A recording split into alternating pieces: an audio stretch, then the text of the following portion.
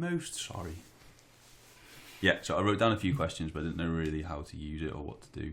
Well, basically, the format normally is that you just start asking the person you're interviewing the questions. I didn't know if you wanted it more sort of interviewee style or not interviewee style.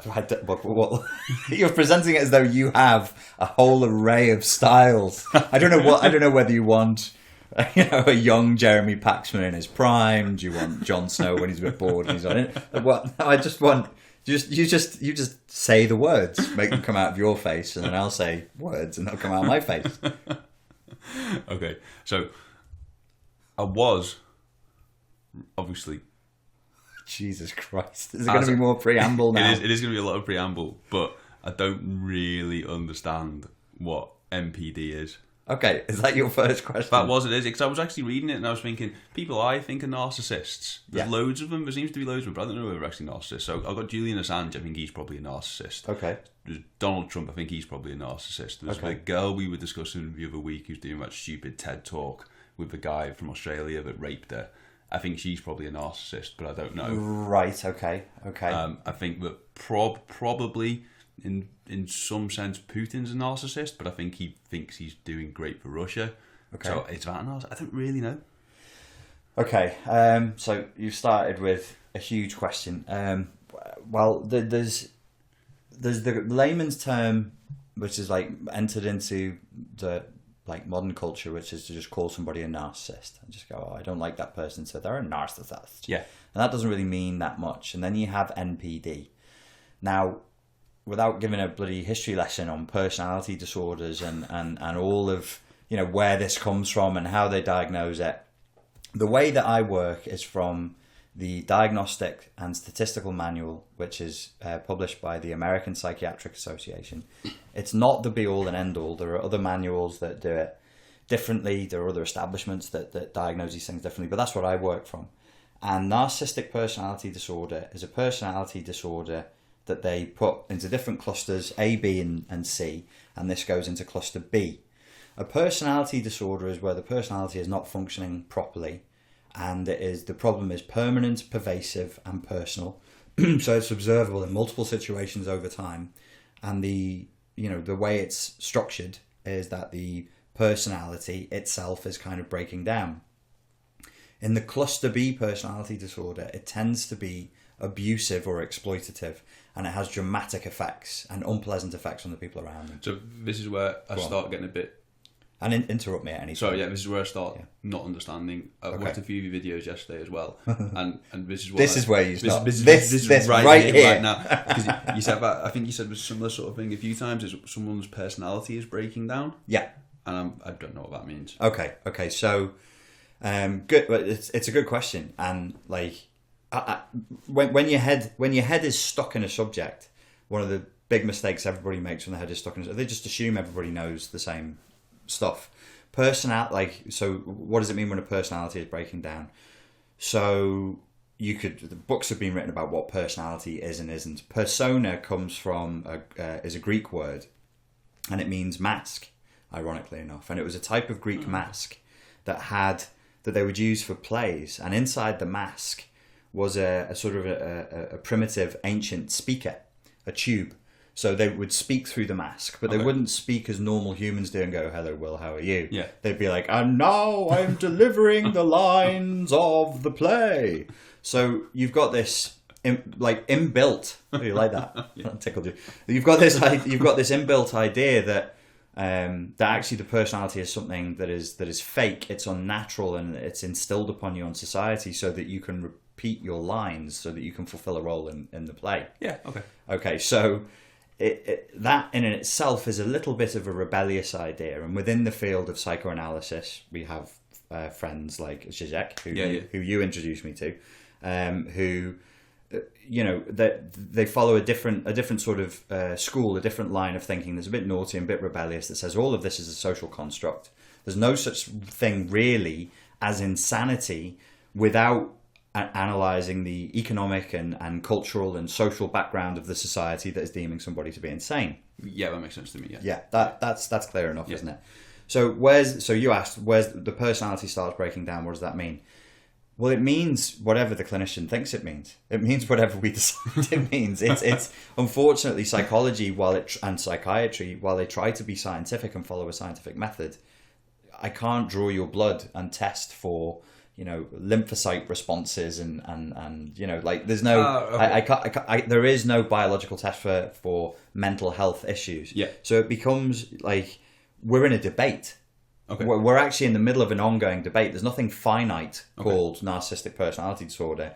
Whereas if you look at HIV, you go, there's a finite thing. There are derivations. The research is growing, fine. But we know what HIV is and what it is not. Yeah. Narcissistic personality disorder will never escape from an ongoing, very heated debate over what it means and what it doesn't mean. Okay, so personality breakdown. What is a personality? I'll give you a functional definition that I use, and most, but not all, psychologists would agree with me. Okay. Your personality is your ego.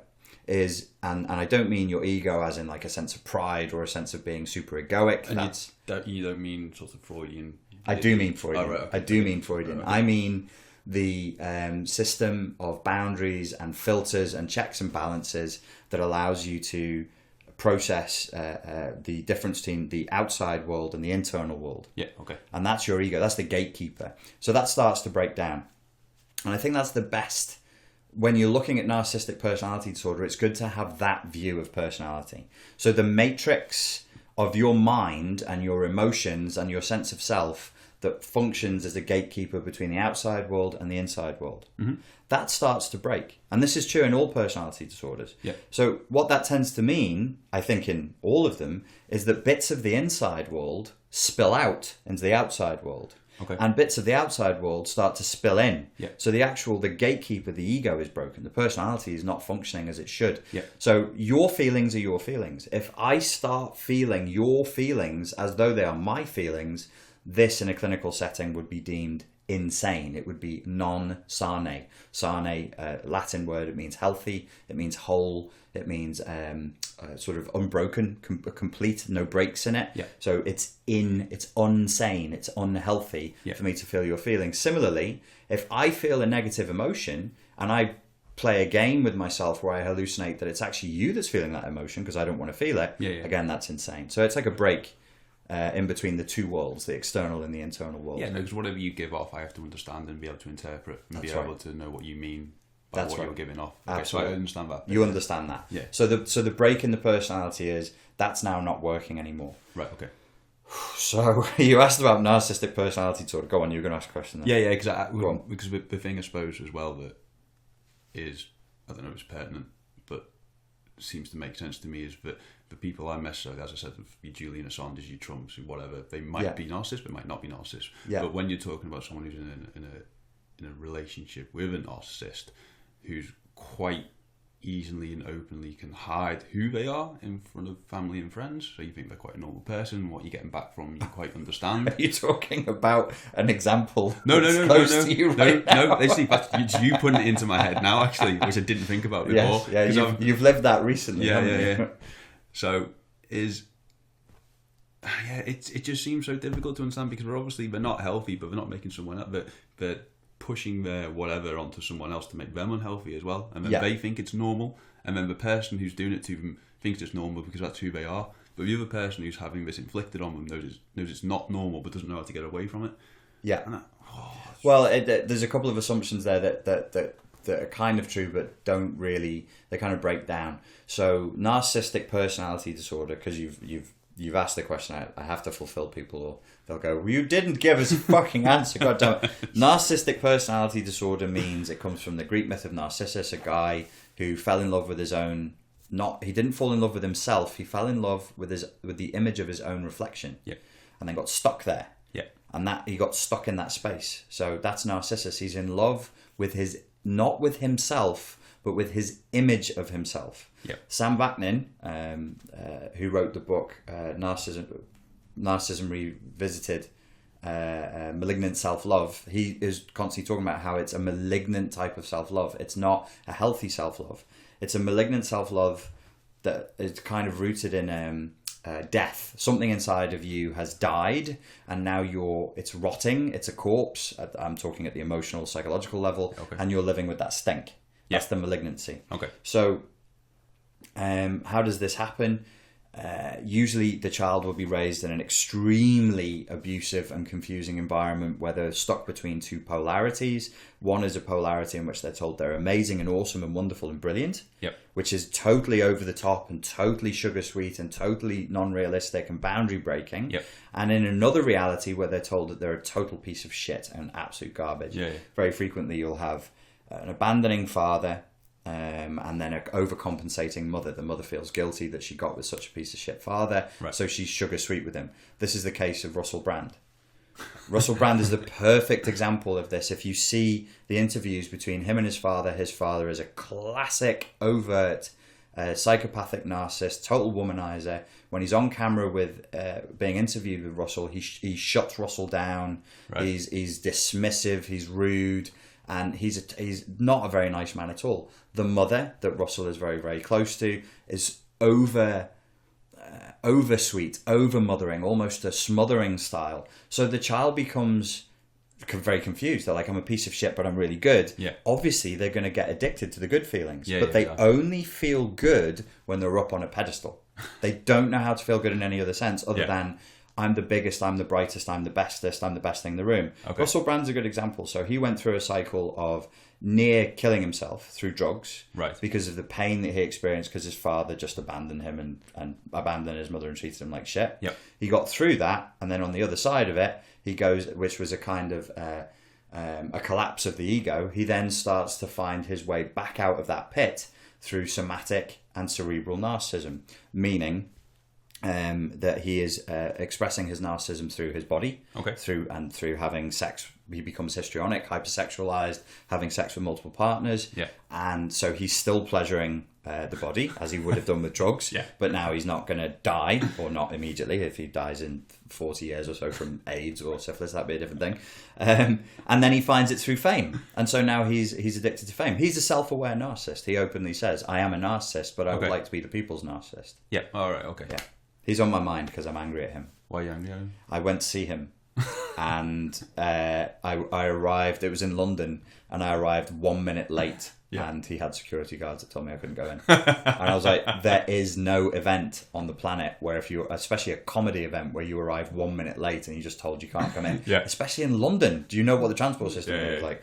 So he does have like these strange. No, you're being rude. You need to be here 5 minutes before. Well, exactly, but it's very common, like very specific demands that are unusual and only for me, and they're enforced with a disproportionate kind of thing. Like there was no leeway. It was literally his manager saw me. She came out and she said. There were no signs, and she said, "If you don't run to the entrance now, you won't get in." And I went, and she went, "I'm not joking. Russell will not. He will not let you in." I was like, "For fuck's sake! I've just travelled for an hour and a half across London." But it's very, very common to have special needs and special requests. So you asked about Trump and Assange. Donald Trump is. Yes, he probably does have narcissistic personality disorder, but there are different styles and different permutations of it. Julian Assange, yes. If you look at Donald Trump's background, at his relationship with his father, at the way in which he was raised, was there boundary breaking negligence there? Yes. Was he also extremely spoiled and delivered this overcompensatory message of you're the best thing that has ever been? Yes, he was. Julian Assange was raised in a cult. Was he? It was a fine way to make a narcissist. He's this thing. I can't remember. I can't imagine an Australian cult. Oh, Australians love cults. That's amazing. Australians tried to recruit me into a cult. The last time I lived in London, they tried to recruit me into the Landmark Forum. What's that? You don't even want to know. It became violent. I had a violent incident in a seminar in London because they were trying to tell us that we couldn't leave the room to use the bathroom without permission, and I was like, I'm not doing that because I'm an adult, and it all got a bit passive aggressive. And why are you trying to ruin the energy in the room? We just don't want you to go to the. I'm like, if I need the toilet because I need to piss, I'm not asking another adult.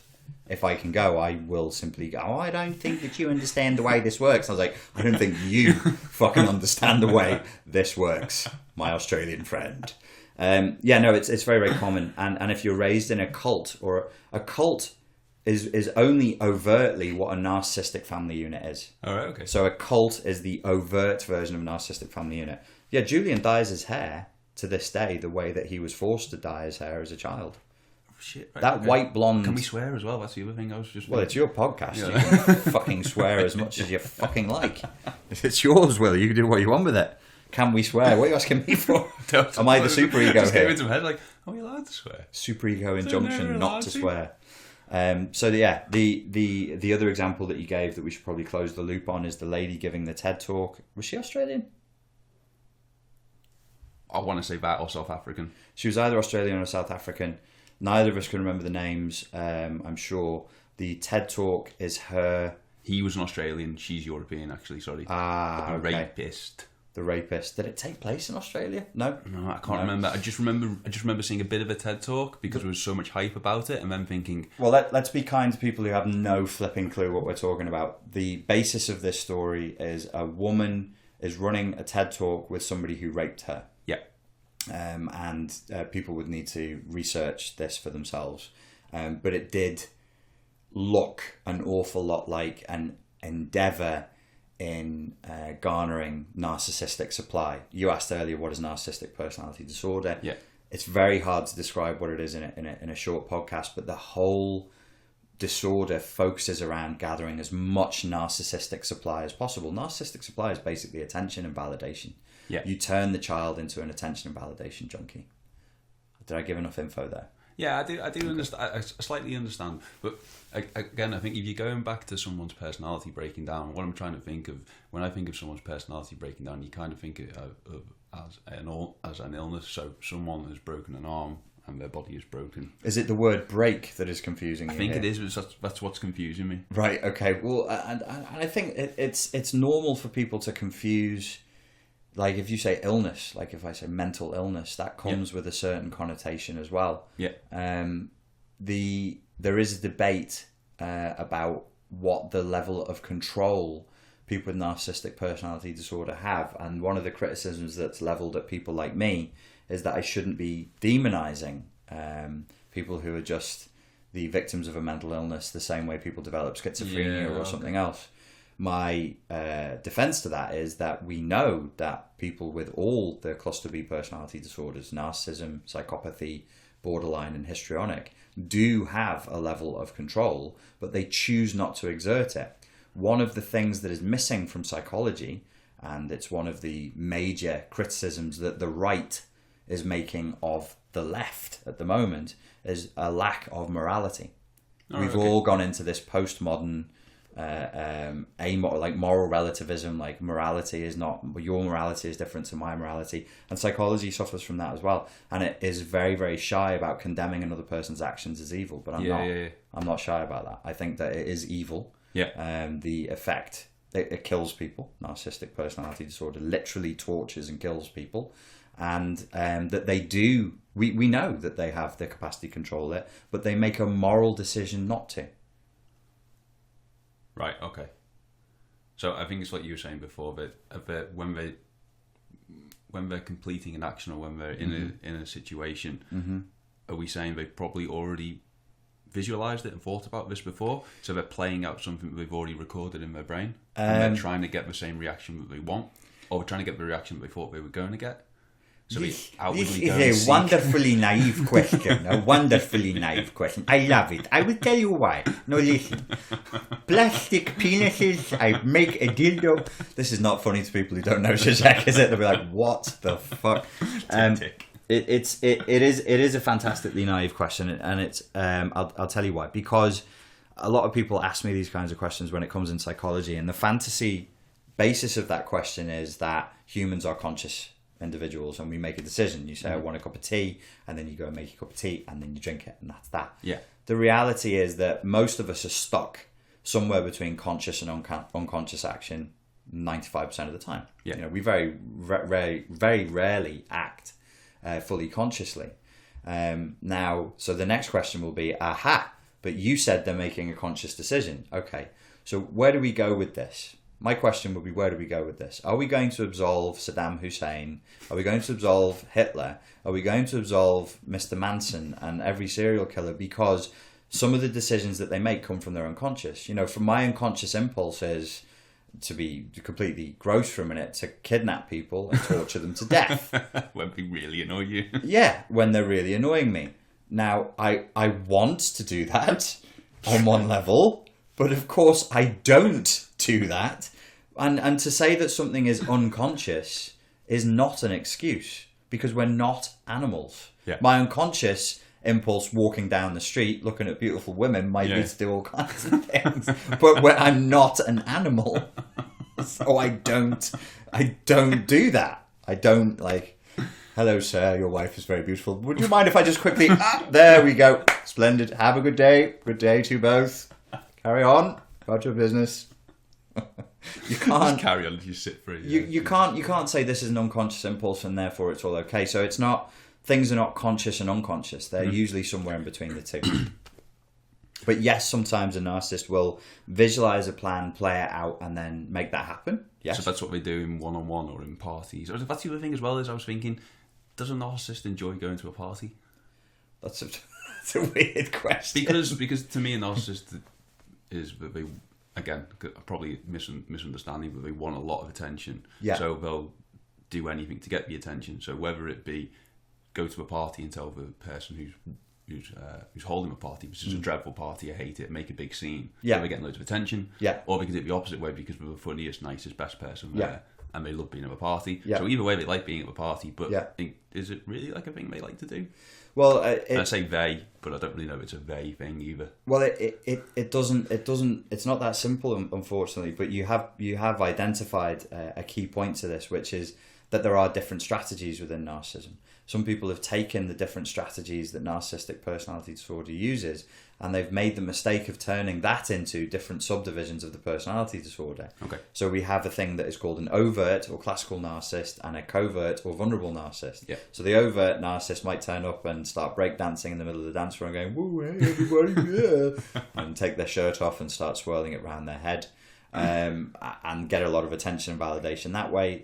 The covert or passive or self-victimizing narcissist might deliberately go into the kitchen and cut themselves or throw a drink over themselves and go, "Look what your house made me do. Look at this, your house stabbed me.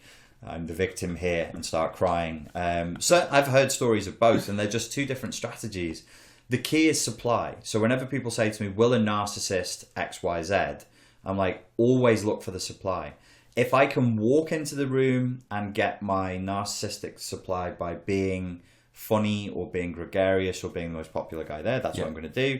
If I have to walk into the room and be the biggest victim there because I'm not that funny, and if I'm trying to be gregarious, people are going to ignore me, that's what I'm going to do. Will I enjoy a party? Well, does it validate my sense of self or not? So for some narcissists, no, it won't.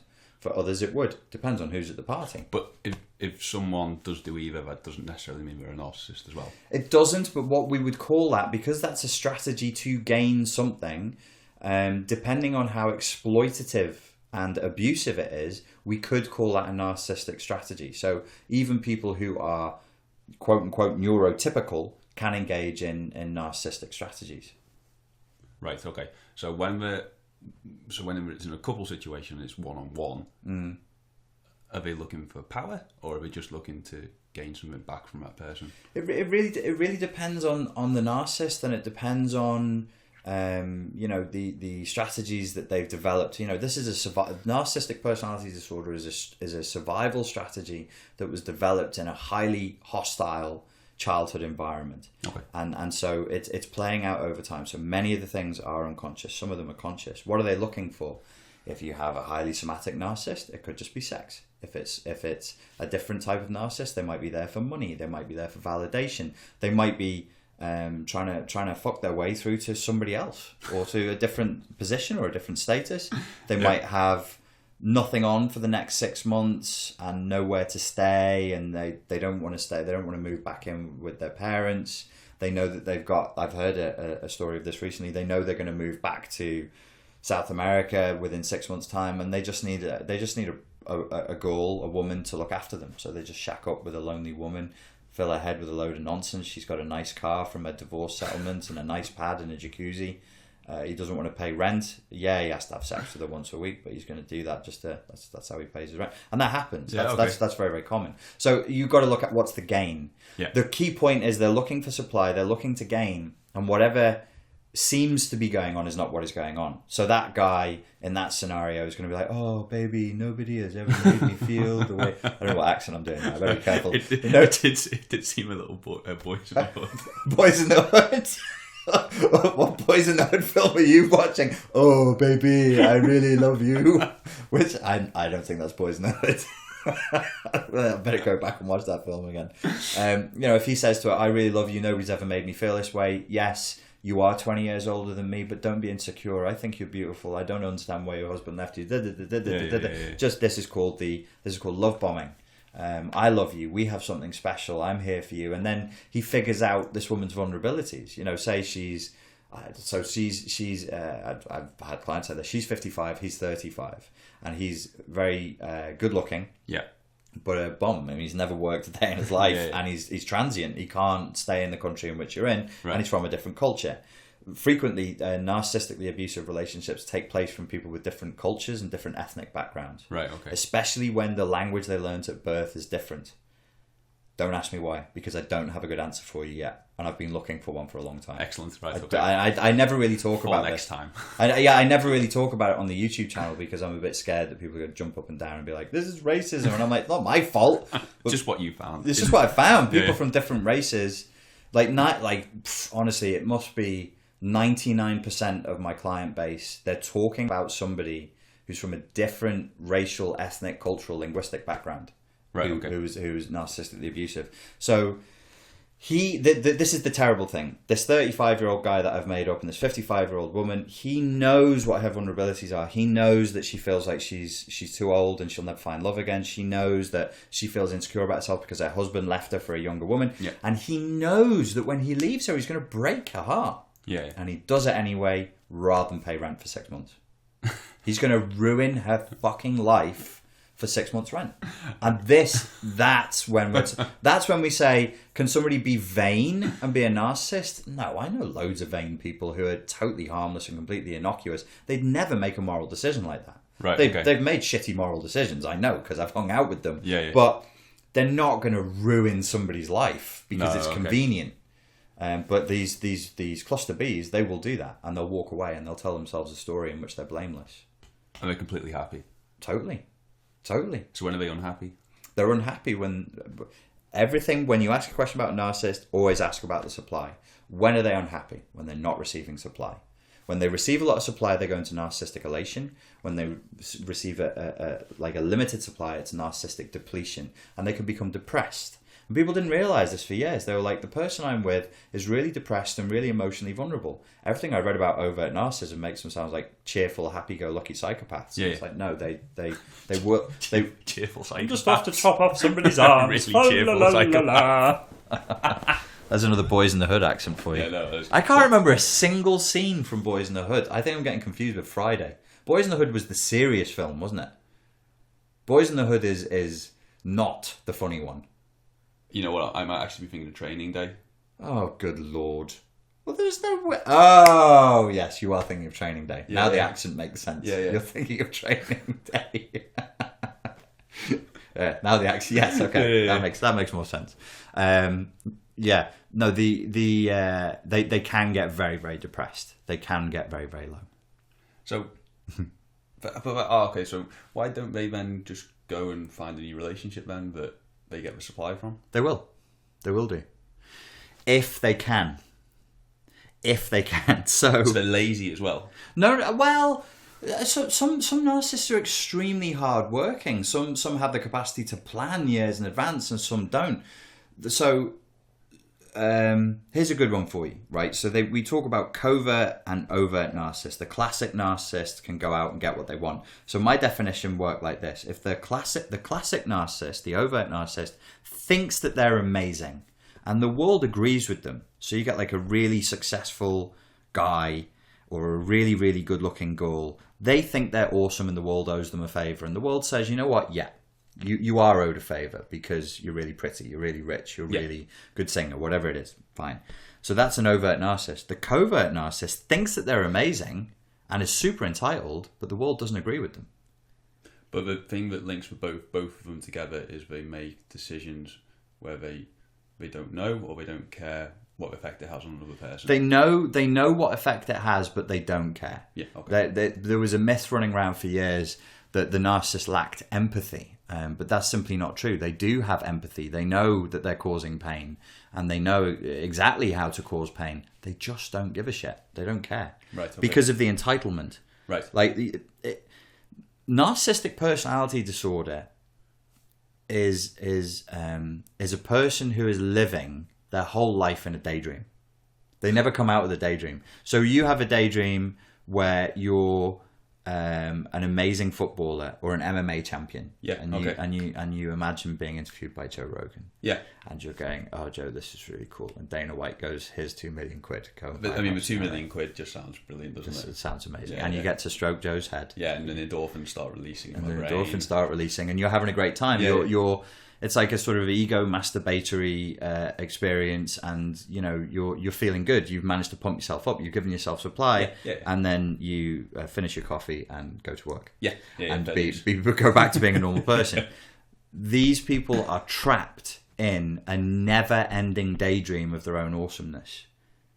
Oh, so you know who Jonny Wilkinson is? That rings a bell. Is he a sports person? He was a rugby player. Oh yeah. Okay, so he, from the age of I think it's something like 8 or 9. He's the best probably goal kicker ever in rugby. Okay. And one of the best players ever as well. Yeah. And his whole life was geared up to winning the World Cup, and he couldn't wait to win the World Cup, and it was going to be, and he trained every single day. And at one point in his career, this guy trained so much and kicked so much that one of his hamstrings snapped. Oh yeah. Because he was that obsessed. Yeah. So every single day, a really good story apparently, he'd go before school and he'd kick in a semicircle all the way around goalposts or rugby posts, whatever you want to call them, and he'd kick 10 or 20 with his right foot and then 10 or 20 with his left foot. Yeah. And he gears everything towards winning this World Cup. Gears up, wins it, feels nothing. Right. Absolutely zero. Yeah. Gets nothing back from it. Yeah. But for all intents and purposes, does seem like the nicest man in the world. He's getting elation from every corner of the planet. And yeah. Are you wondering if this is narcissism? What I'm trying to say is, it seems like a complete opposite, or is it not? It's a bit of a different that's a broader question that is really important in sports psychology, and people who work in the field of sports psychology need to understand that you can't. Depression is rife amongst athletes. Right. Okay. Absolutely rife. You look at Frank Bruno. Yeah. Clinging to his boxing belt and rolling around on the floor, sobbing inside of a boxing ring. Yeah. It was the last ring that he ever fought in. Yeah. That he had brought to his house. Your whole image of who you are as a person is based on a sport that you are too fucking old to play from probably your age. How old are you? 32? Just turned 30. Just turned 30. Yeah. So boxing, you would have, Manny Pacquiao is now considered old at 39. Yeah, Mayweather's 40. 41, 42, something like that. It's too old. So, I can't remember which basketball player it was. It might have been Jordan or it might have been Shaq. Apparently had the same problem, because your life is behind you. Yeah. All the good years are behind you. What do you get to do now? You get to take up golf. You get to talk at conferences. Yeah. You get to hang out. You've got a home cinema. Yeah. And you have and they just go crazy. They just go completely mental, because that's not what human beings are supposed to do. We're supposed to strive. We're supposed to be connected. We're supposed to contribute. We're supposed to be giving. So, again, can't remember, Jordan or Shaq, one of them, then went into charities. He was like, my whole thing is going to be charities. My whole thing is going to be helping people. You need a new mission. Yeah. Jessica Ennis, after winning all that in 2012, her thing now, she works for charities and she has kids. Yeah. There has to be the next thing.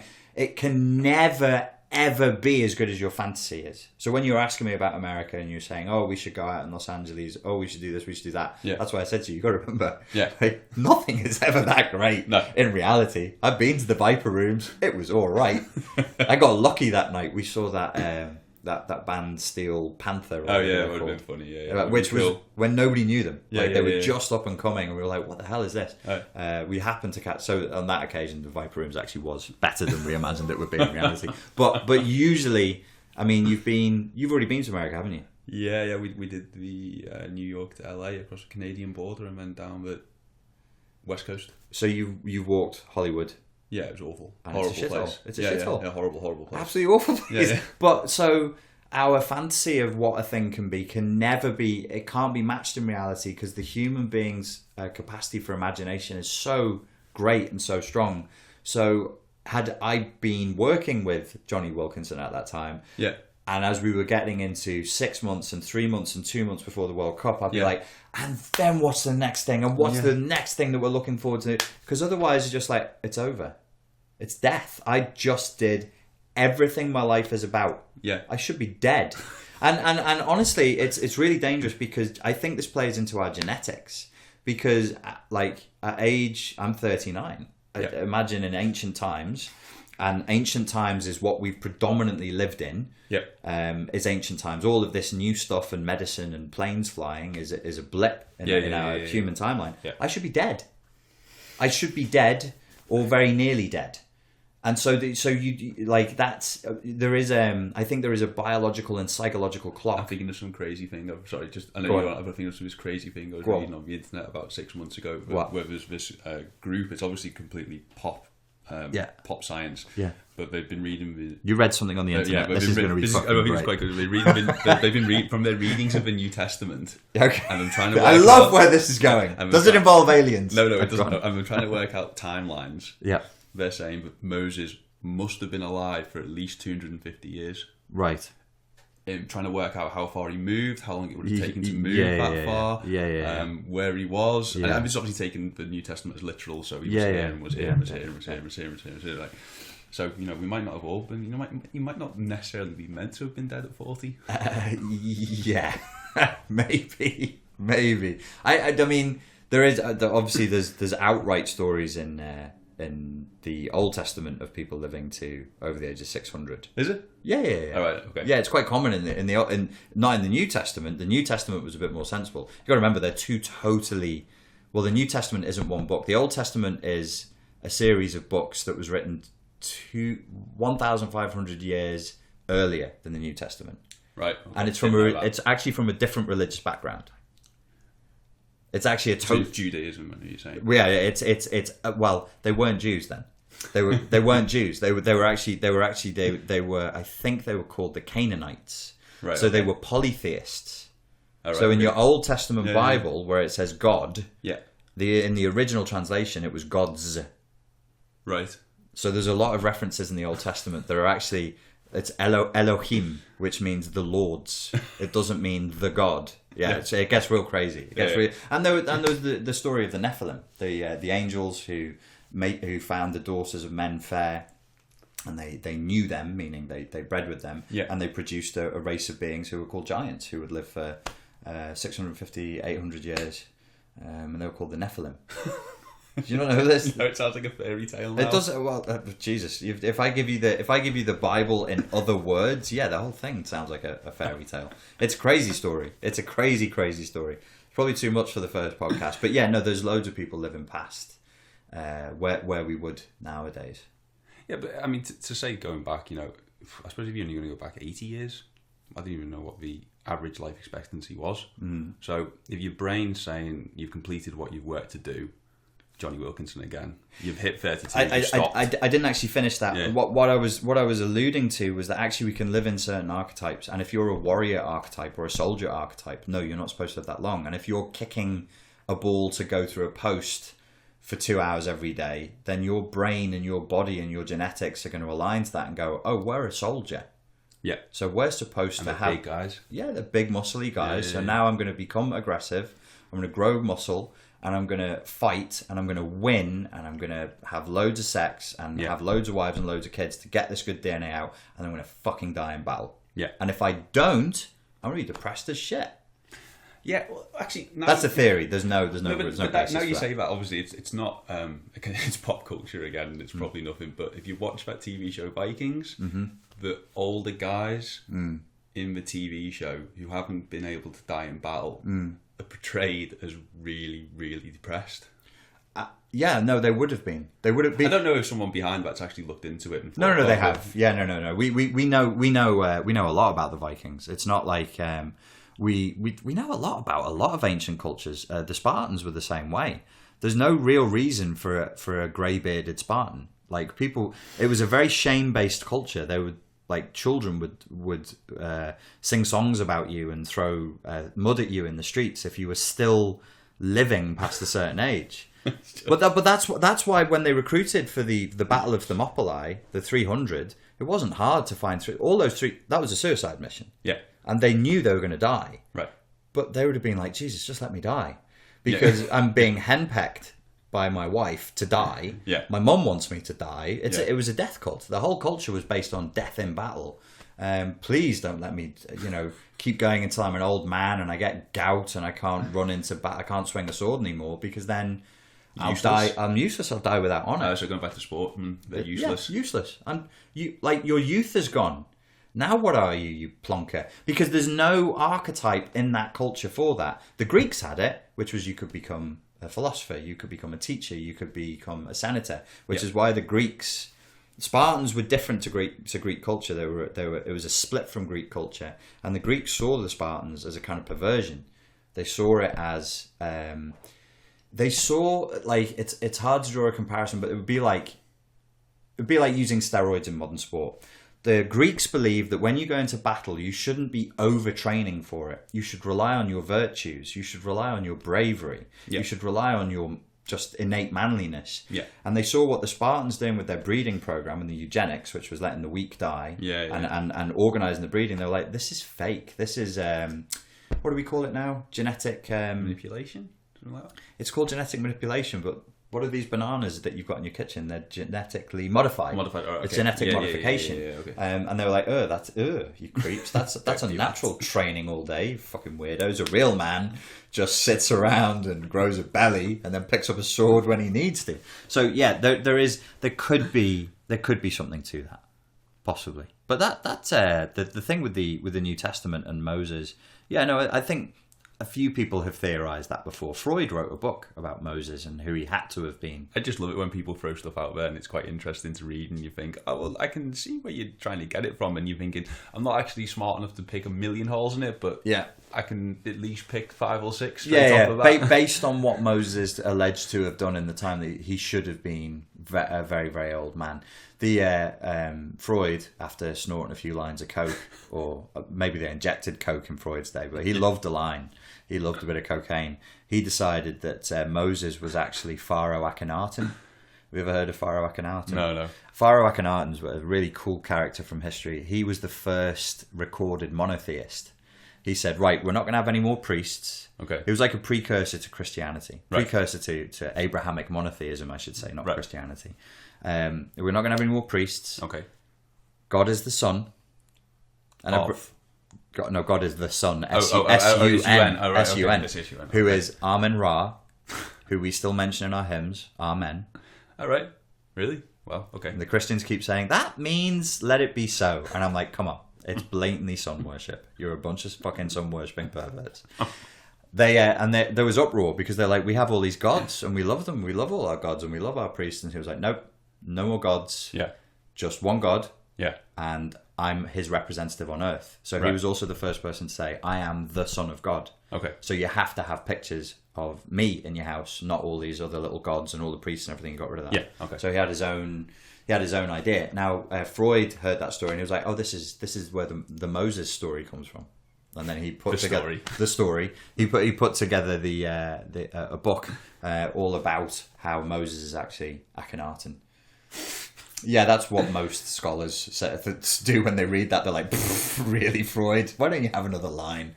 I'm not too sure about that. It's interesting, though. It's an interesting thing to look at. Like, what is the source of all this? Where did they get all these ideas from? Because we do know that there are parallels between the Egyptian Book of the Dead and the Ten Commandments. Right, okay. In the Egyptian Book of the Dead, when you die, your soul is weighed against a feather by the god, the god of the underworld. Teaching that in school. Yeah. Schools, and you will be asked a series of questions, and you would be asked, did you kill? And you will say, I did not kill. Did you steal? No, I did not steal. Yeah. Did you honour thy father and mother? Yes, I honoured my father and mother. There's this whole list, and Right, it matches the Ten Commandments rather suspiciously. It's kind of like some people who were working with the Egyptians, or maybe for them, heard what they were saying, stole a little bit of it. Yeah, and they made a little bit on. Just took a little bit and then added a few extra. Anyway, that's probably not what this podcast is about. Go on, ask me. No. So okay, well, it did lead to something else, but I kind of sort of We'll be on aliens in a minute. I tell you what. Aliens are best. I like aliens, but so are you saying now then that you have a job because whatever society and culture we're living in is actually creating more narcissists, and they didn't exist 100 years ago, or is it one of the things that we didn't necessarily pick up on? I doubt that we're actually producing more narcissistic personality disorder, because it's actually very difficult to produce more outright personality disorder. I do think, however, that I can present there are more people in the planet as well. Yeah, I'm not sure that is the problem, but I suspect that's part of the problem. I think that we are living in a time where we are getting close to an end point. I agree with Zizek. We're living in the end times. Okay. Terence McKenna suggested a similar thing. He would call it eminentizing the eschaton. So we're coming, but it's a common theme in all major world religions, like the end of days, the end of the world. Yeah. Where it's like a chorus that is growing and growing and growing, and it's growing in fever pitch, and the population is part of that. Yeah. I think that people at an unconscious level know that we're reaching an endpoint. So everything now is becoming a little bit frenzied.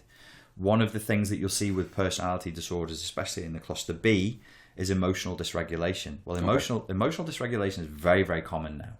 Okay. That doesn't mean that you have a personality disorder. It means that you're behaving in a way that a personality disordered person would. Okay. Cultures are becoming personality disordered. I'm not the first person to suggest this. There's actually a published research paper out there that is just called Russia is a Borderline, which is pretty rude. I think if I was Russian, it's a little bit far. I wouldn't be too happy if I was Russian. But you can present the case that certain countries and certain establishments and certain institutions do behave like a personality disordered individual would. They engage in narcissistic strategies. We know that people's capacity to reason is diminished. It is diminishing. Because life's easier? It's more than that. It's that life is easier. It's that we are, the Greeks understood this very well. So this is not new. This is where Spartan ideology, cynical ideology, cynicism was a school of philosophy. Stoicism was a school of philosophy. They said, look, humans like pleasure. Yeah. We're animals, and Epicurean. Remember that.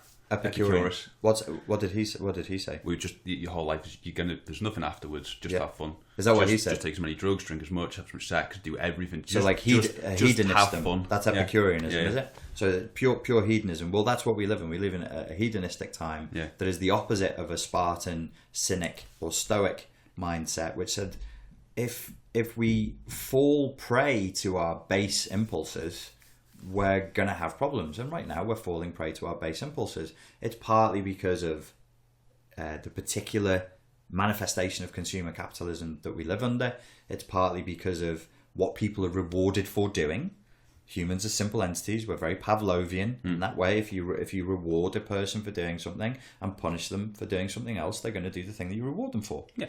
I put on the whole. On the whole. Yeah. I put a post on Instagram yesterday just jokingly talking about Derek Zoolander and how in 2001 Blue Steel was a joke. It was a joke about how people were really superficial and vain. A certain small subsection of the population were superficial and vain, and whose whole life was about being really, really good looking. And that was funny. Yeah. In 2017, we have The Only Way is Essex, we have Desperate Housewives, we have the Kardashians, and everybody's duck facing on every picture. But they're not doing it because anybody's putting a gun to their head. We're making money? No, I don't think it's because we're making money. I think there's a whole new economy now. Nobody's putting the gun to their head and saying, make a duck face. This isn't 1984. This isn't a jackboot. It's not like make a duck face or we're going to take you to the Ministry of Love and torture you.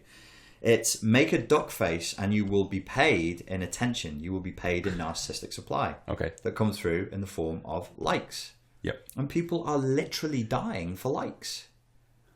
You've heard of cases where, was it in the UK it happened? Some kid shoved his head out of a train window to take a selfie, got his head knocked off by an oncoming train. Russian kid goes up and climbs a skyscraper. Yeah, I heard that one. Falls off with his fucking selfie stick. Yeah. People are dying for likes. Because...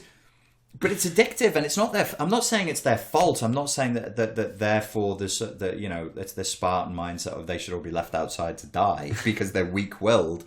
They've not. If it's not trained into you, if we don't set a boundary and go no more, you're not going to have that fourth wank today. You don't need to eat the whole fucking packet of Jaffa cakes. Go and do your work. Marcus Spencer Jaffa's cakes are so nice, though. And so is wanking. But you've got to there has to be some kind of a boundary where you go stop now, because otherwise it's entropy. We just fall back into bleh. We are falling back into the pink goo. We are working our way around to the nightmare scenario that was presented to us in the Matrix, and I claim that everybody will jump into that pod merrily. But if you were 20, do you think you'd be saying the same thing? You think that this is the philosophy that has grown of a middle-aged man? No. I think actually, I think as you get older, I think you get more conservative. I like the idea of. I always like saying wisdomous. Wisdom. You portray wisdom. But as you get older, I'm not saying I'm just betray or portray. Portray. Sorry, yeah, my fault.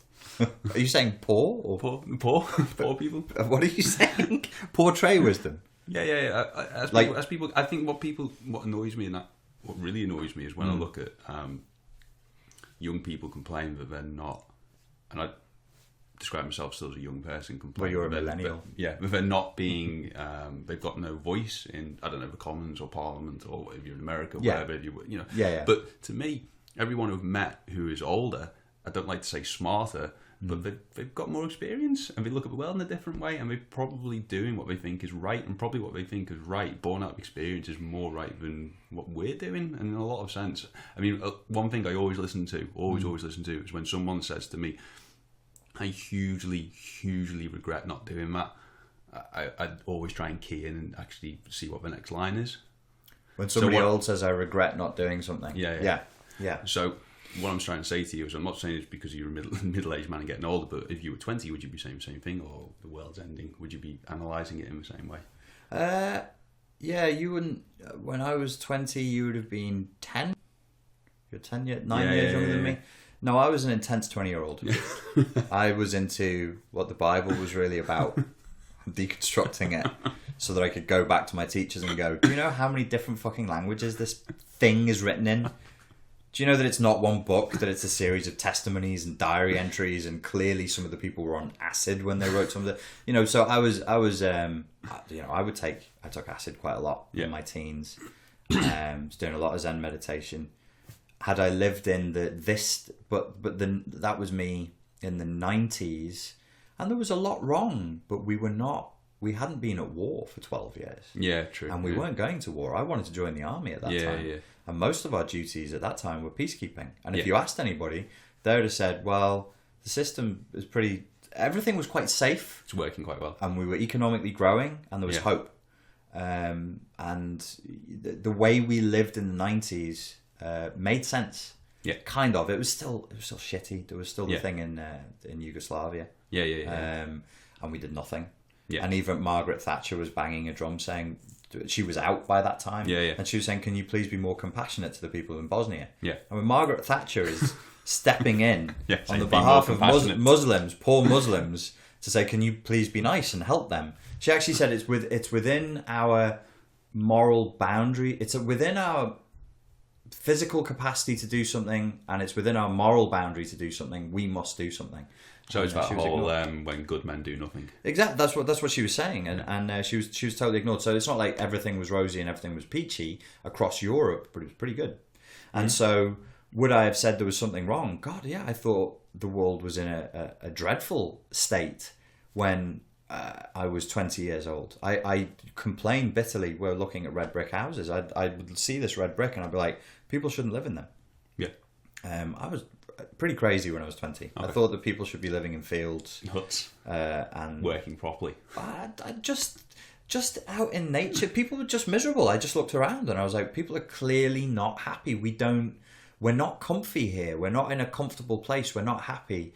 But there was growth and it made sense. Yeah. We were paying taxes. We fed into a system that sort of made sense. Well, it's 2017.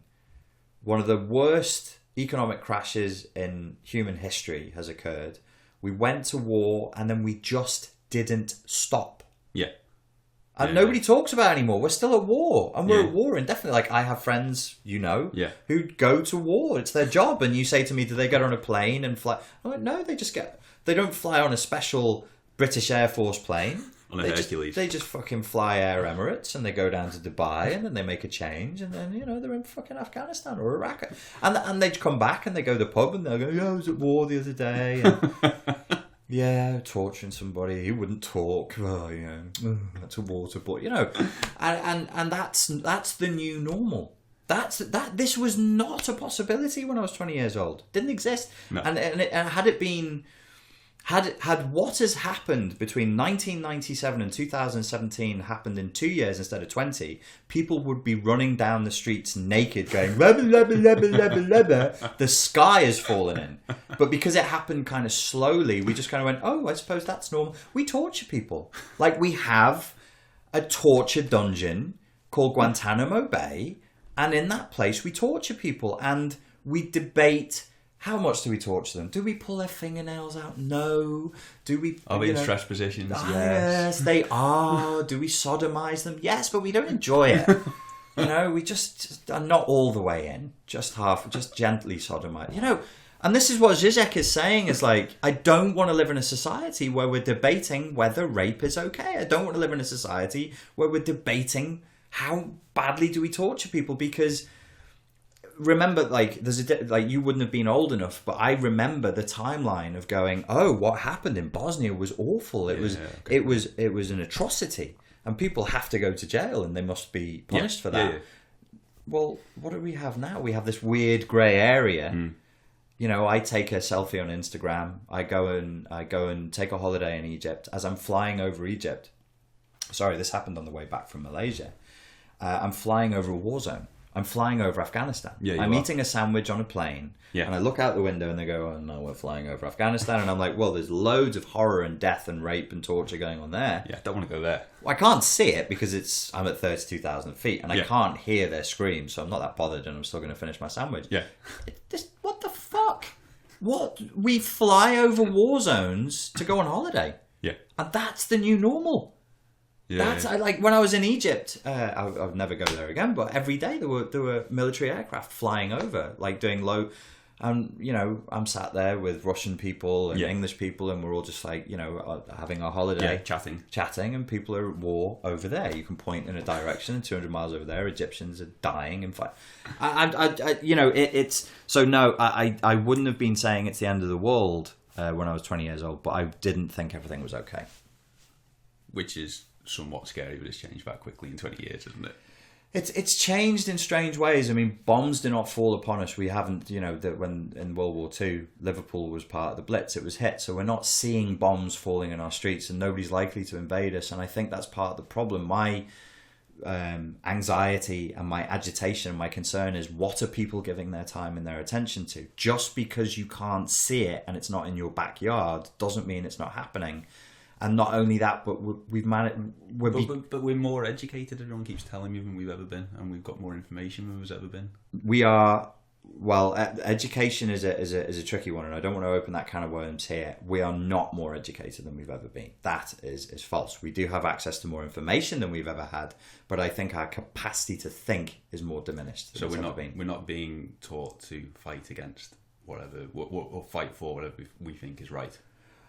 Fight is a tricky one. If you ask, not physically fight. I don't know. Well, no. What Zizek says about this is, like, they say to him, "Should we be in revolution? Should we be taking up arms and fighting fascists?" And he's like, "No." So what do you suggest we do? Do nothing. Go and read a book. That's his actual answer: is do nothing, read a book. And he's being pedantic, but what he means is think, learn to think, learn. Like, this is not a physical problem. It's a problem of consciousness, and so the solution has to come through consciousness. But I have seen pictures of London in the 60s where it might not be, might be because of the angle of the picture or whatever. What looks like hundreds of thousands of people protesting against the Vietnam War. Mm-hmm. But I can't ever recall seeing hundreds of thousands of people protesting against Afghanistan or Iraq. I've seen thousands of people. No, they did. They did. Apparently, it was well. We would need to fact check this, otherwise this falls into fake news. Yeah. Some people, because I said the same thing. Nobody protested the Gulf War Part 2. Yeah. And some people told me no, there was 1 million people marched. Oh, was it? On Right, London. okay.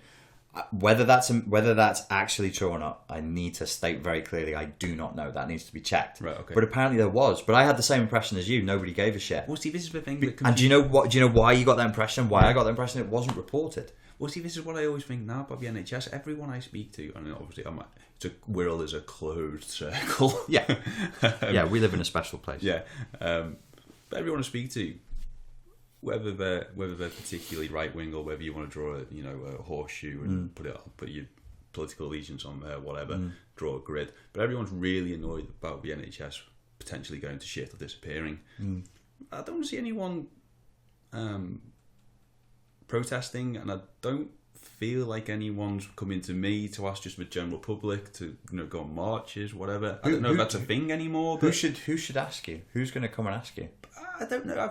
Someone who's much more, or someone who's probably more intelligent and much less lazy than me. So somebody who has more intelligence and is less lazy than you should come and say to you, will you come and protest? But I imagine that's just how it happened when I've seen this picture of people in London protesting against the Vietnam War. Well, I'm asking you a leading question. Okay. And I think that a lot of people feel the same way you do. Right. Who's going to ask you?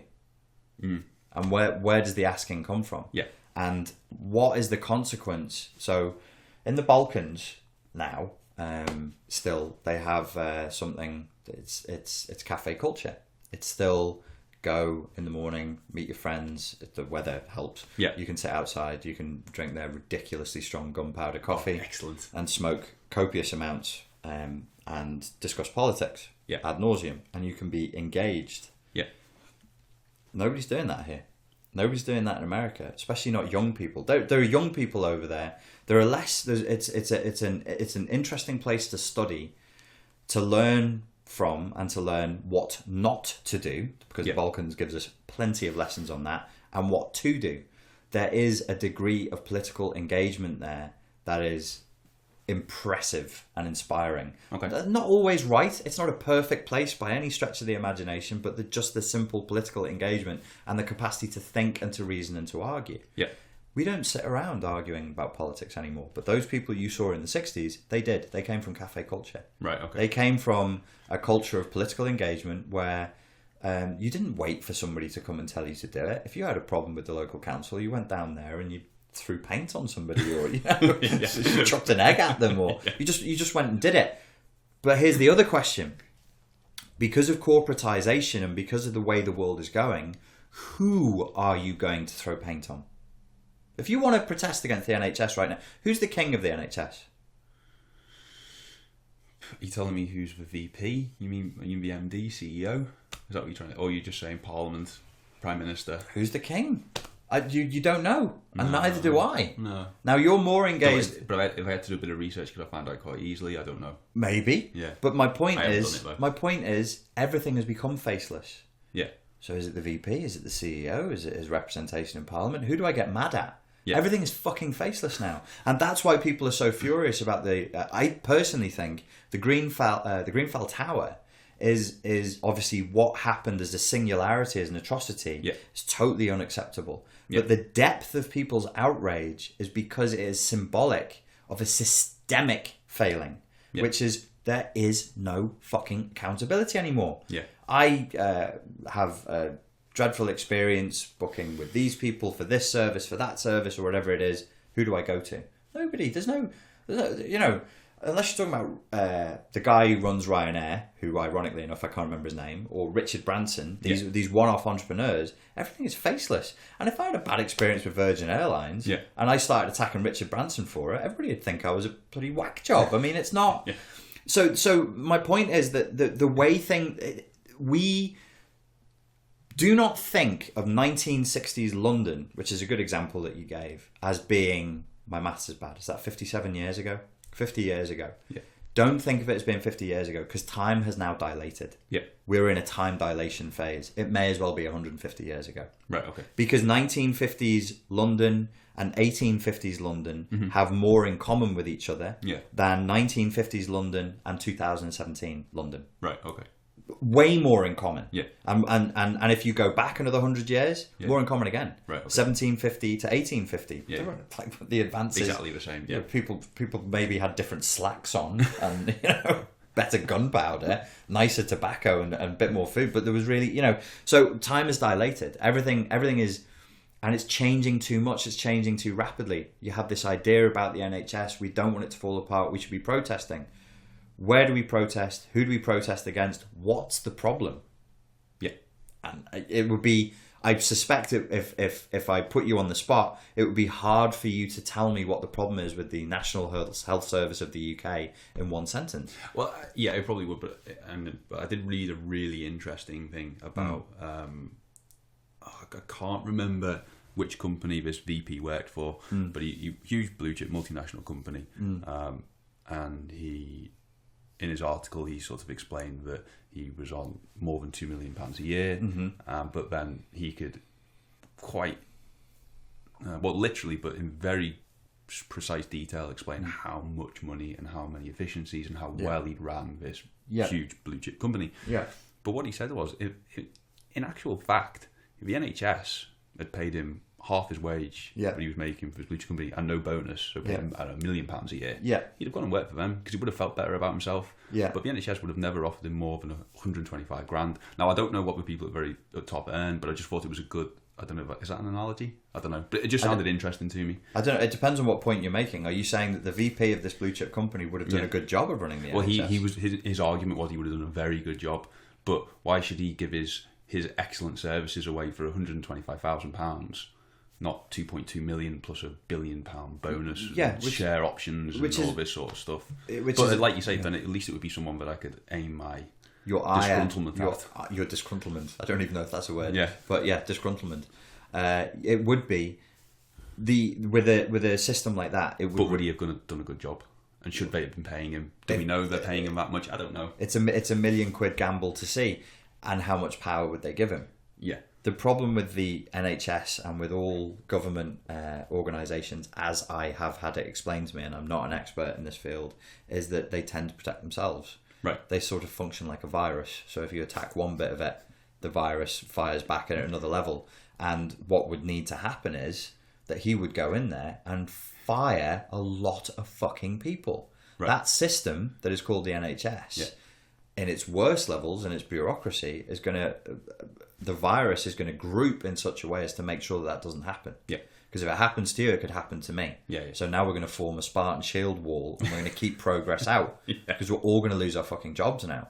And that's a systemic problem. That's where you need an extreme solution where you give somebody absolute executive power, which could be a total disaster, and say, you can fire whoever you want. In fact, we want you to fire as many people as you can. Yeah. Start retraining, putting new people in. Yeah. Because it's become cancerous, it's become twisted, it functions in its own shitty way. And we know people who've worked in the bowels of the NHS here, who've pushed around suitcases with old files stuck in them, and you just think it's 2017. Everybody's walking around with a computer in their pocket called a smartphone, and doctors are scribbling things down on pieces of paper that then elves and hobbits push into a big flipping hole that's guarded by a dragon.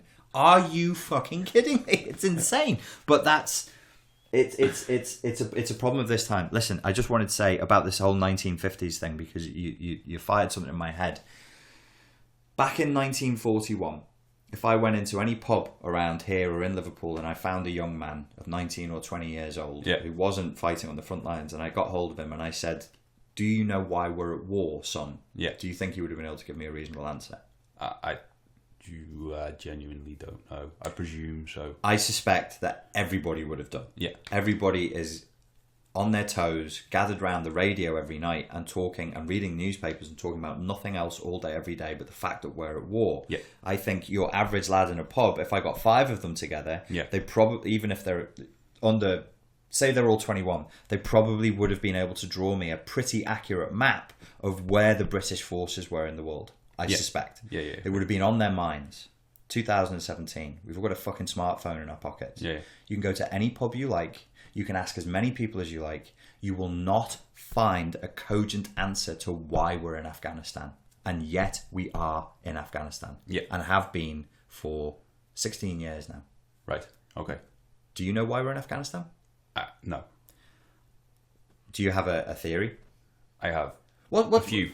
Well, okay, so I put you on the spot, which is totally unfair. But as you know, you're a man with a degree. You read the papers. What was your impression of why we went into Afghanistan? Thinking on this, and to give you credit, this is 17 years ago. You would have been very young when we went into Afghanistan. Originally, it was genuinely sold, I think, as the man at the top, which was Blair at the time, actually thinking he was doing the right thing. But what's important about Afghanistan?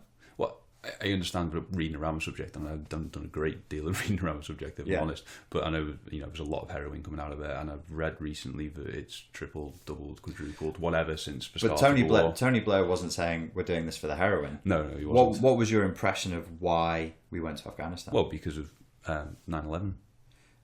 What about 9/11? Well, the Americans wanted to kick back a little bit. So why Afghanistan? Because the people who planned 9/11 were in Afghanistan. Which people?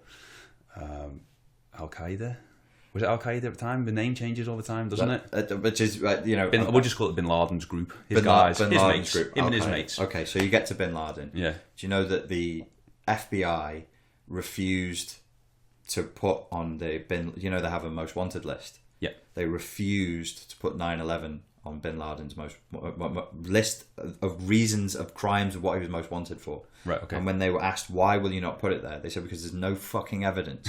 This is not Alex Jones. This is not David Icke. This is not some mad conspiracy theory. Yeah. The FBI refused to say that Bin Laden had anything to do with 9/11 because there's zero fucking evidence for it. Right, okay. Al-Qaeda means Al is Arabic for the, and Qaeda means the base or the database. Right. Al-Qaeda was a list of American and British assets in Afghanistan. Okay. Who were our assets, the Mujahideen, the warriors of God, Mujahideen, right, okay, who fought Yeah. jihad against the Russian invaders who were communists. Yeah. This is back when Sylvester Stallone is riding around in Afghanistan with his Afghani homies killing Russians. Yeah. In Rambo number 4. I can't that remember. Wonderful piece of propaganda. Yeah. They were the good guys. Right. They were the brave, wiry, tough warriors. We love these Muslims. They're great. Look at how strong the Mujahideen are. Lovely Mujahideen. Carry my ammo for me and grease my pecs. And then 10 years later, bastards. Evil beards, beards, bombs. Yeah. Al-Qaeda and fucking Osama bin Laden. It's nonsense. It's a fabrication. There's no reason to be in Afghanistan. There never was. But we are there. Yeah. This could never have happened at any other time in history. It could never have happened at any other time in history that we would invade a country and not know why. Our own soldiers, and I speak to soldiers regularly, cannot give me a cogent answer. What the fuck were we doing in Afghanistan? And they don't know. So you say we're more educated now. And I just say what I'm saying is we're constantly we're being told told we're more educated now. Yeah. And I'm like, it's scandalous. It's absolutely fucking scandalous. Yeah. We're at war in a country and our own soldiers don't know what we're doing there. So in your experience, Ben, asking a question around the subject, then, does that, when these guys suffer from certain psychological disorders, does that affect them more or less? Or they're just doing their job? That they don't know. Yeah. In my personal opinion, the reason why we're seeing so much PTSD at the moment is because they have no idea why. There's a guy who came, who's saying no names, a house in the other side of Bevington. Okay. To buy the house, and I was renting that house at that time. Yeah. And he'd not back from the front lines. Not that long back from the front lines. He'd obviously been hit by an IED on the right side of his body, so he came in a wheelchair. Right, okay. Right arm is gone, left arm is gone, and his girlfriend, he's from here, he's from the Wirral, maybe 23. His girlfriend, 23 years old, she's wheeling him in, and he's looking to buy the house with the money that he's been dished out of the army for. Okay. And I'm just looking at them, and I'm like, this is one of the most horrifying things I've ever seen. The look on that girl's face will stay with me till my dying day. Yeah. So my boyfriend has come back like this. Yeah. Why? Yeah.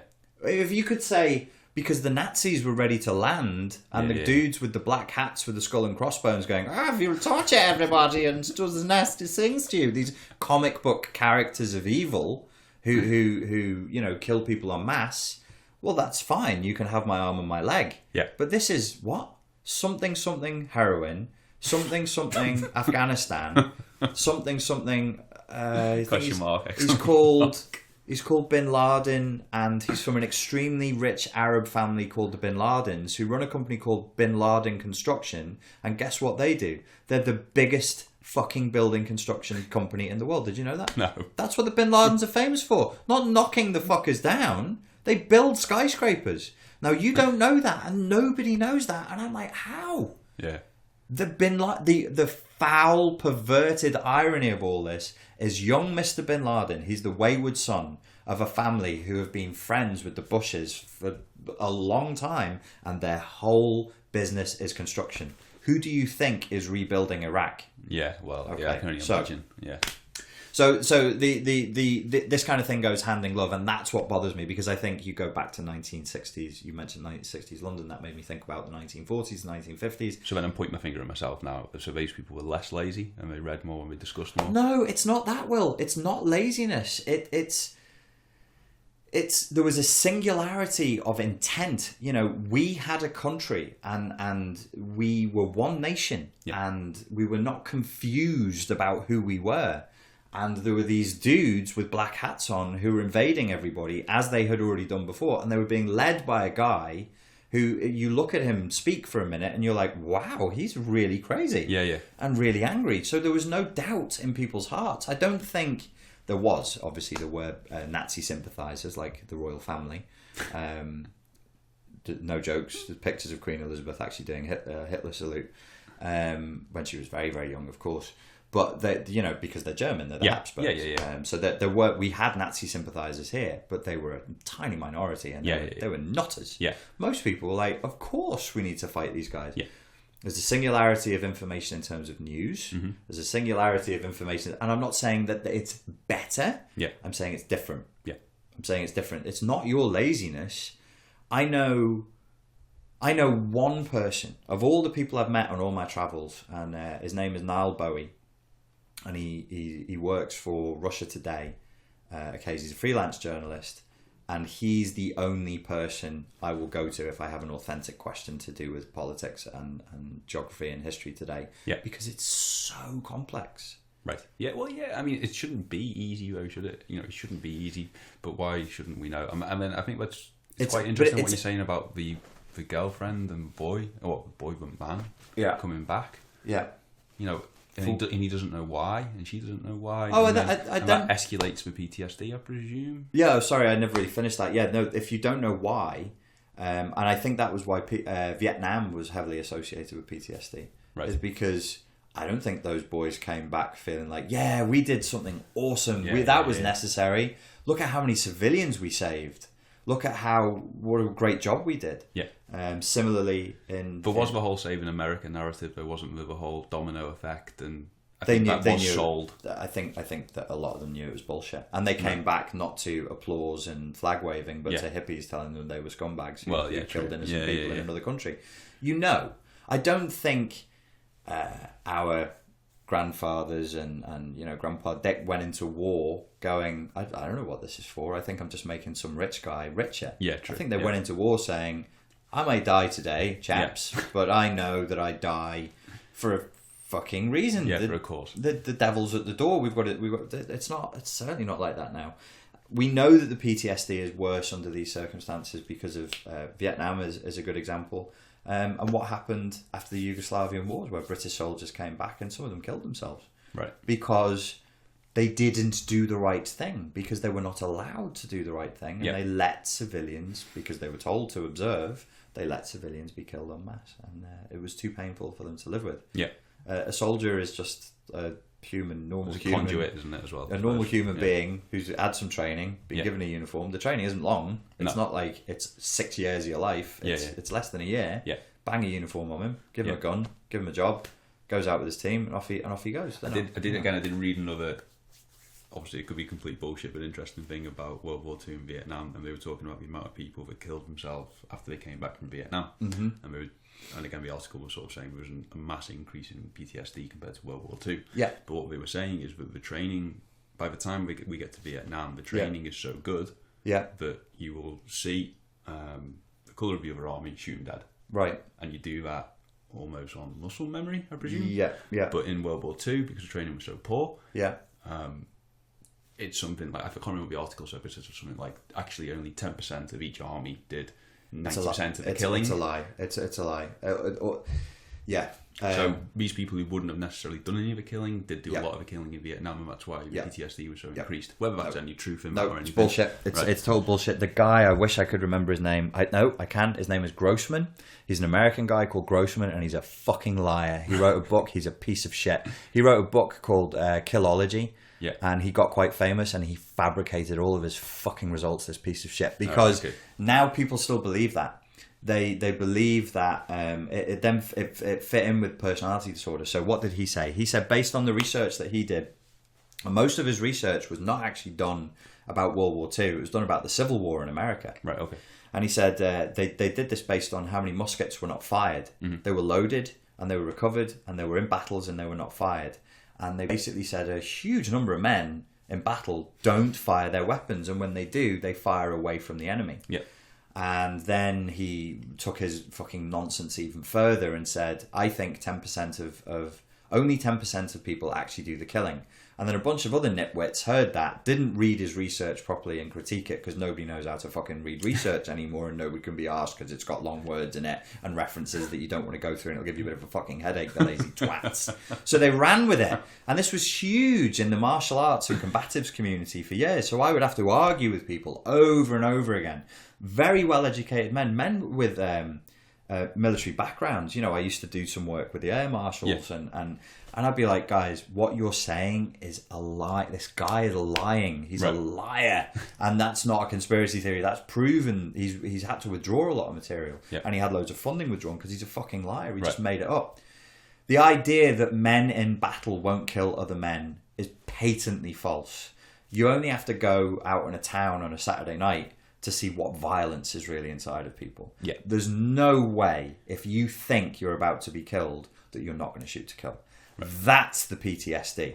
Right. The PTSD comes from not being able to help civilians and watching them die and knowing that that's wrong, not being able to help your friends and watching them die, and the enormous amount of stress from that. But then it's actually inflicting violence. Yeah. Inflicting violence on that scale and in that way is not natural. Yeah. It's not normal, and it's stress. That's why it was originally called battle stress. It's too much. Yeah. It's too much for the human system to deal with. So even if you're an effective soldier, you kill everybody, you don't have your arms and legs blown off, you'll still come home with a PTSD. Why? Because human beings are not supposed to go out and fucking murder 16 people and then come home and eat a cheese sandwich. Well, yeah. And that's when the PTSD starts, by the way. They come back to their civilian life. Yeah. They sit in their house, they look at their kids, they look at their wife says, do you want a sandwich? And they go, yes, please. And then the next thing they know, they're flashing back. And everybody goes, why does that happen? I'm like, well, fucking think about it. Yeah, yeah. The dude was in the sand 6 days ago, stoving somebody's head in with a brick because he'd run out of ammunition. And now he's just at home eating a packet of Pringles. Yeah, it's too much. It's too much for the human mind to deal with. But yeah, that study, that particular guy, Lieutenant Grossman, he's been totally discredited. Has he? Yeah, totally discredited. So are we saying that people with personality disorders are the ones that come back and aren't that affected? Possibly. I think that you're talking about psychopaths, and the number of people who come back and who genuinely aren't affected, I think is very small. Yeah. The number of people who come back and who cease to function because of their PTSD, I personally suspect it's because they actually have CPTSD from childhood, which is another very tricky subject. And then the other thing that sort of my brain's trying to tick over now is that people have this issue with not talking about it. They should all talk about it. We should all be. We should be talking about it constantly. We should be getting it off their chest. Whereas you do, and you see this a lot when people are talking about vets from World War II. Yeah. But then I'm thinking that it kind of worked for a lot of them. What, not talking about Yeah, it? yeah. Dismissing it. It was another era, another time. As in you're creating a dissociation. I think it depends on what has happened, and to a carpenter, every problem is a nail and every solution is a hammer. So we developed this kind of psychology culture where it was all talk. It's good for you. It's good for you. Actually, we've proven now that talking and reliving the thing can actually re-traumatize people. Yeah. So it depends on the person. It depends on what the real problem is. For some people, it's not that they went to war. Yeah. It's not that they saw horrendous violence. For some people, they don't know what their problem is. They've just come back from a war zone and now they have a fucking problem. So we shouldn't be starting halfway through the conversation just going, oh, well, your problem must be X, Y, Z. Tell me, relive in detail how your friend Bob had his leg blown off. Because the more you tell me, the better you're going to feel about it. No. Well, yeah. Not necessarily. Yeah. Unfortunately, human psychology is a little bit more intricate than that. So you have to actually find what the PTSD is. And in that field, they are blind to childhood trauma. But the thing is, with trauma in adulthood, it takes people back to childhood. So a lot of times where you get people who, say, for example, in the field, in a battle zone, you can get tremendous abandonment anxiety. Right. Imagine if you're out on ops in Afghanistan, you've got your crew, you're in a convoy, and you will start to realise that if you get into a firefight and people think that you're dead, they might leave you, and then you're going to be tortured and then have your head hacked off. Yeah, it's quite scary. That's pretty scary. Yeah. Now, imagine living with that fear for 6 hours and you go, fucking hell, that'd stay with me for a while. Yeah. Now imagine living with it for 24 hours. Now imagine you're on a tour of duty that's 3 months. Yeah.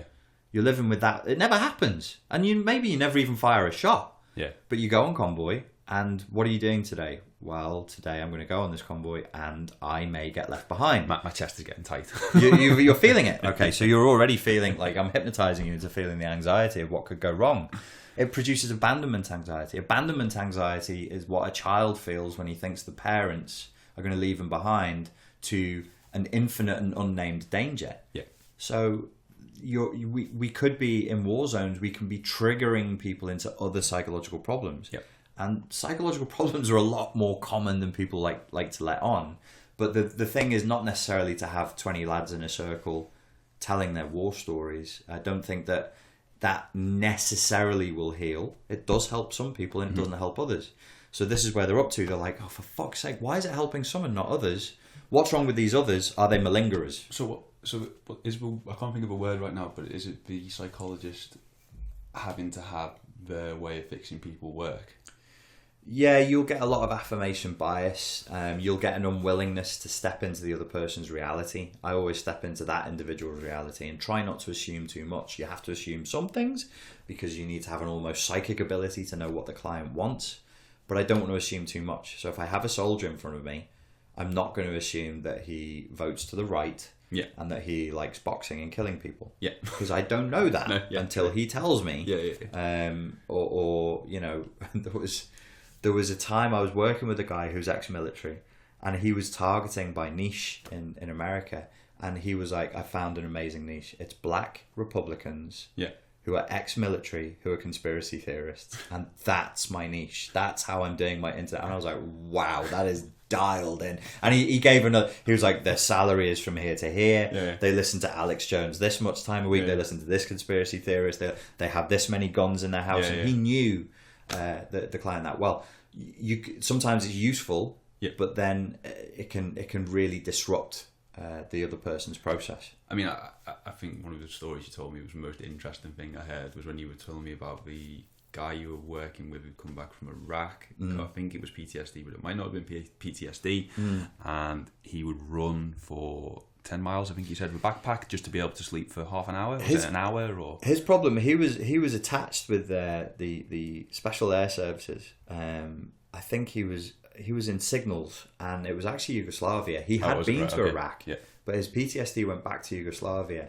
He'd seen something, and I suspect he might have seen. His PTSD was so bad. Do you know what a rape house is? No.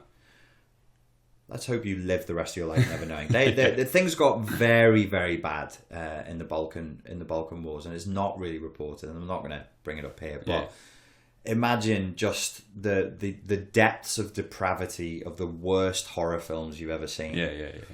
And then times that by 10, the worst biblical punishments you've ever heard of. Just whatever the human mind can conceptualize as being pure and adulterated evil. Yeah. People were doing it in 1993 and 1996. It was happening. Yeah. Really, like, very, very, very extreme things. And I think people, like, Bosnia is a country that is still living in post-traumatic stress. Yeah. And can't recover. No. The wound is still open and it's not healing because of how bad that was. Now, I think he'd seen that. Right, okay. Killing people was one thing, but this was... I mean, I've read witness testimonies that will just to read in black and white on paper. Yeah. I think he saw something. Right, okay. The stress of knowing that was a possibility, that humans had that in them, made him feel completely unsafe in any environment. Right. It was 20 to 30 miles a day he had to run. Right, okay. To sleep.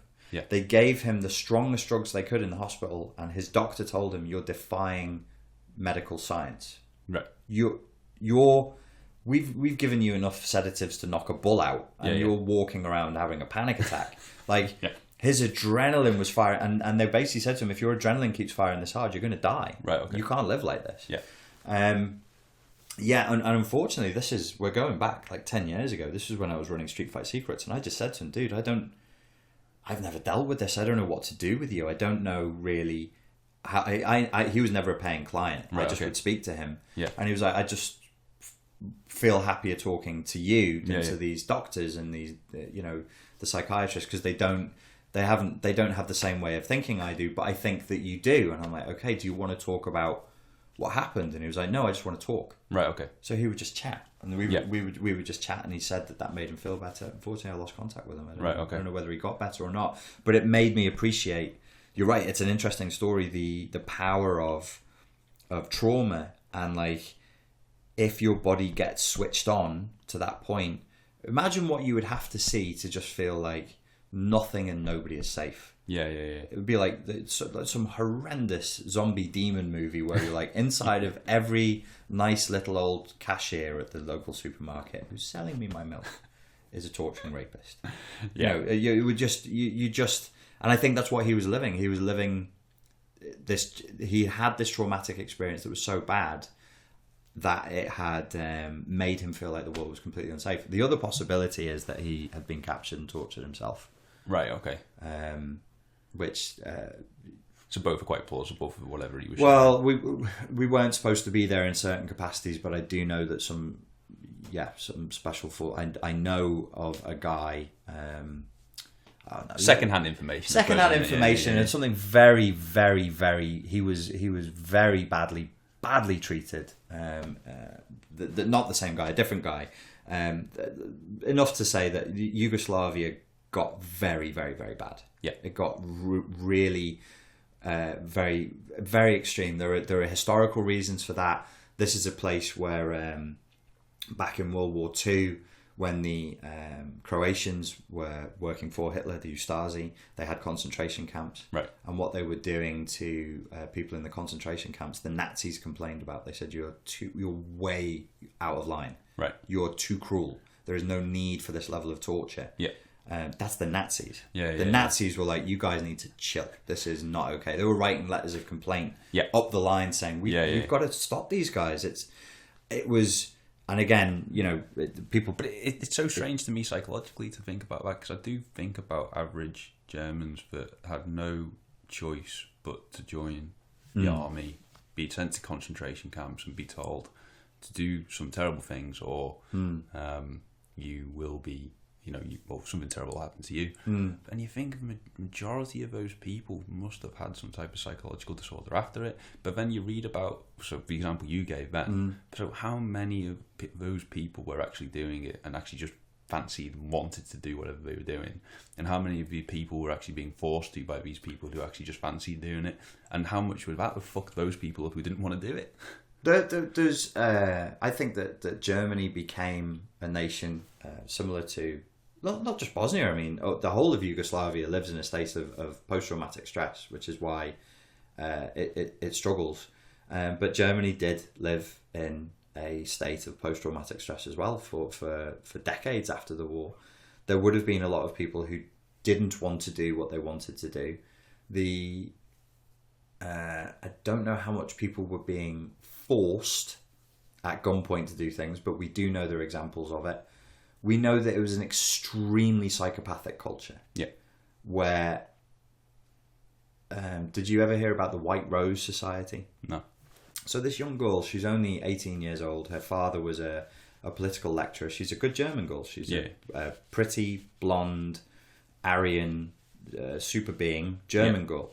But she doesn't like the war. Yeah. And Daddy taught her to speak up and protest. Yeah. So she put out leaflets about the war being bad. The Nazi institution cut her head off. It's not funny, but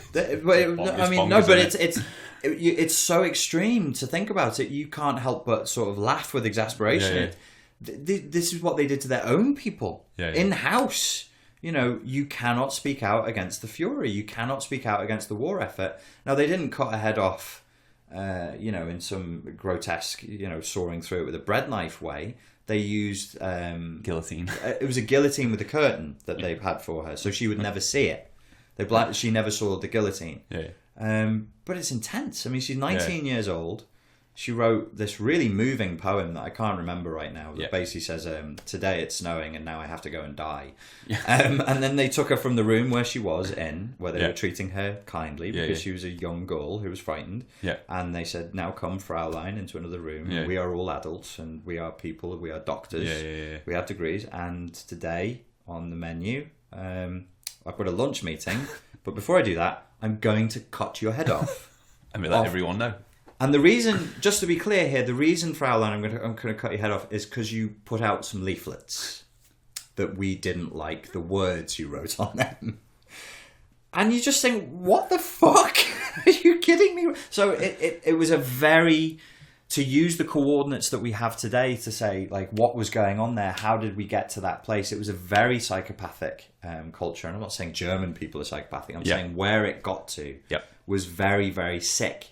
And it was a country that was living in trauma from World War One, and it was a shame-based culture. It was like we were ripped off, we were beaten. We not only were we beaten, but economically we were subjugated and humiliated. And it has been argued by historians that the sanctions that were placed against the Germans after World War One were way too strict and too punishing, and it created this backlash. It allowed a total fucking loser, like who was a loser at everything in life, like Hitler, to become the man in charge of an entire nation, which is scary. Which is fucking scary, but that's what happens. I don't know how you got me onto that one, but yeah, it's you were asking about people being pushed into doing it. Never fall into the trap of thinking that that's how Germany worked then. No, of course. Because it would be nice. I believe that for years. I'd be like, oh no, I'm sure that we're talking about a very small percentage of people who all joined the Gestapo and the SS. They did the atrocities. No, the Wehrmacht did. Plenty. But what I'm trying to say is, my point being, I think what I was actually trying to get at was that are there a hell of a lot more really fucked up, quite psychopathic people that just don't, because they don't have there isn't a situation, don't go and act on what they actually fancy doing. So then what you were saying about Yugoslavia sounds like a hell of a lot. So German people, German SS, I think you were saying, are saying that these guys are too extreme. They're self-selected for. So is there 50 of them? Is there 200 of them? Is there 1,000 of them? Is there 20,000 really, really, really fucked up blokes doing really fucked up things? Are you talking about Nazi Germany or Yugoslavia? Yugoslavia.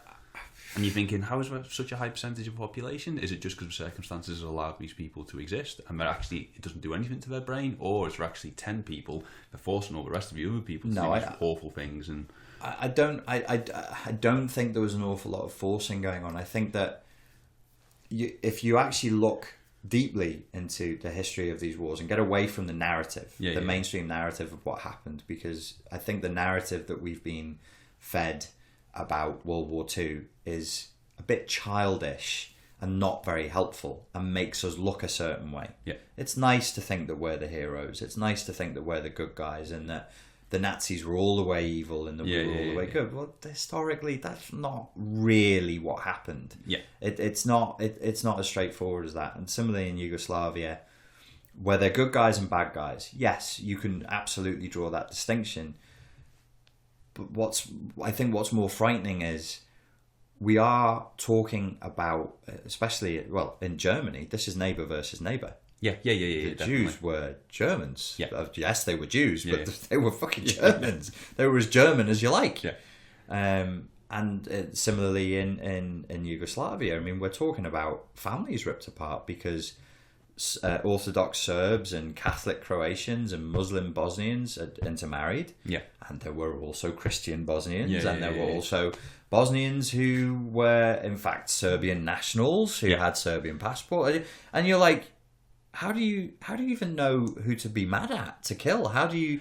And so it became like this mass hysteria. My understanding of it is where under a certain Führer, who was Tito, he said it's communism. It's just pure socialism. Yeah. No religion, because communism doesn't like religion. We're repressing religion. Forget your religious identities, brothers and sisters. We are all comrades. We are Yugoslavians. This is Yugoslavia. We are together. Stop it. No. But he stole my... Nope. All one. And that was it. And then he died. And 10 years later, they're doing really fucked up shit to each other. So, PTSD, when, example, British Army, guy goes out to Afghanistan, comes back with PTSD. So is the PTSD that he would have different from a member of the SS who didn't want to be a member of the SS but didn't want to be killed and was forced to do really terrible things and then gets PTSD because he's been forced to do really terrible things he didn't actually want to do? Is their PTSD different? Do they get PTSD? What is it? This sounds like the plot of a film. I don't think there would have been many cases of a guy joining the SS who didn't want to be in the SS, who was forced at gunpoint, or he had to do it because his father would have been terribly disappointed. Mein Vater. No, I think that's a fantasy that we fall back to as nice, middle-class, liberal people, that people are forced to do this stuff. It's a rarity. Right, okay. Actually, humans are queuing up to murder each other. That's the horror. And that will give you PTSD. Right. If you study this stuff enough, people were queuing up to murder their neighbours. To, like, when you're talking about the... the Nazis were the ones who killed the Jews. Loads of people were killing Jews. And not just in around World War II, but for centuries. People have ganged up on Jews and murdered them. Burnt them. Banged their heads in with sticks. Why? Because we are what we are. We are violent entities. We have this inside of us. And that is what I want to stop people from otherizing it, going, oh, that's other. That's not me. I would have stood up. I would have said, hey, Nazi boys and girls, my friends and family, you shall not do this. And they would have gone, oh, really? We have a guillotine with a curtain over it. I think if they're going to chop a 19-year-old girl's head off, they're damn sure going to cut my head off. They're not that. So we got to stop with the fantasy of being forced. But you asked the question, would the PTSD be different? Stress is stress. So if you're forced to kill, and people have been forced to kill, or whether you want to kill, stress is still stress. Yes, it's going to be different. If you're forced to kill and you really, really don't want to do it, then the incident of the killing is going to be much more traumatic and unpleasant for you. If you're rubbing your hands gleefully and enjoying the killing, then that's not going to you're be... fine. You're not going to be traumatized at all.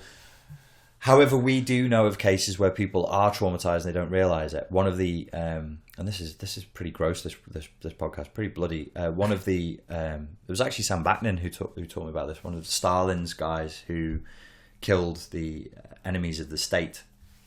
And he killed a huge number of people. Stalin's executioner. There's a book called Stalin's Butcher. Can't remember the guy's name.